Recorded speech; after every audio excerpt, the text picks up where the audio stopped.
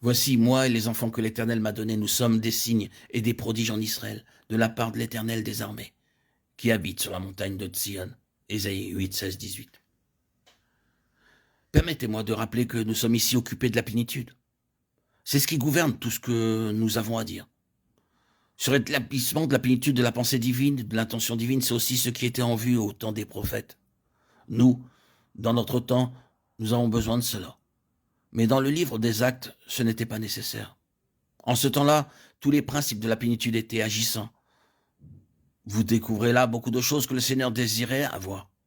Mais rapidement, le radieux matin s'est estompé, le besoin du rétablissement s'est manifesté. En parcourant le Nouveau Testament, vous voyez combien tout cela est vrai. En arrivant au premier chapitre du livre de l'Apocalypse, vous voyez cette préoccupation pour retrouver ce qui a été perdu. La plupart du temps, le Seigneur a dû parler des choses qui sont parties d'un état qui a été perdu. C'est la restauration qui est en vue.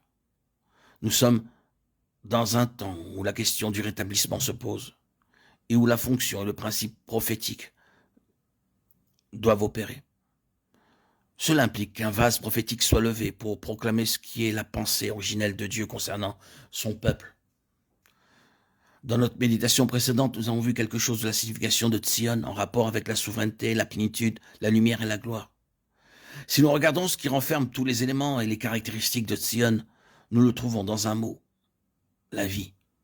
Par cela, bien sûr, nous pensons à la vie divine, car le témoignage d'Antsion est fondamentalement celui de la vie, une vie particulière, une vie absolument différente de toute autre vie. Cette vie est une nature. À travers ces messages, nous avons parlé de l'évangile de la gloire du Dieu béni, du Dieu satisfait.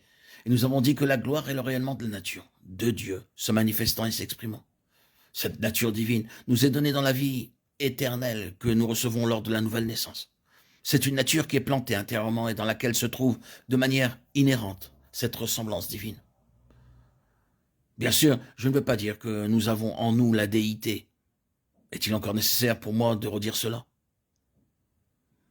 Toutefois, considérons simplement ce que Pierre disait, afin que par elle, les promesses, vous deveniez participants de la nature divine en fuyant la corruption qui existe dans le monde par la convoitise. 2 Pierre 1,4. C'est dans cette vie dont nous parlons que réside la nature divine. C'est toujours interdépendant dans le domaine subjectif-objectif, c'est-à-dire que nous avons cette vie dans le Fils de Dieu et que nous l'avons seulement en nous-mêmes dans la mesure où nous avons Christ en nous. Nous ne devenons pas divins et aucune nouvelle mesure de divinité ne peut nous faire devenir ainsi. Nous ne sommes pas de grands Olympiens et jamais nous ne le serons. C'est un aspect essentiel de ce que nous disions auparavant. Nous ne devenons pas cela. Ce vase sera toujours quelque chose qui attribue tout à Dieu. Donc, dans un tel vase, il y aura des personnes qui, en elles-mêmes, seront très imparfaites. Vous ne pourrez jamais dire en parlant d'elles qu'elles sont grandes par elles-mêmes. Ce seront des personnes très humaines et la marque même de leur humanité sera leur complète dépendance à l'égard du Seigneur pour toute manifestation de bonté. Elles savent que s'il y a quoi que ce soit en elles qui ait de la valeur, c'est parce que le Seigneur est là, parce que Christ est entré. Mais en disant cela et gardant cela dans l'esprit avec tout ce que nous avons dit, nous répétons qu'il nous a été donné la vie incréée de Dieu, la vie divine en Jésus-Christ, et cette vie est la nature de Dieu. Cette vie ne pêche pas et sera toujours le moyen pour nous corriger, quoi que notre vie propre fasse et quoi que notre nature propre fasse. C'est la raison pour laquelle ceux qui sont au Seigneur et qui font des erreurs passent par des temps beaucoup plus éprouvants, de manière intérieure, que n'importe qui d'autre.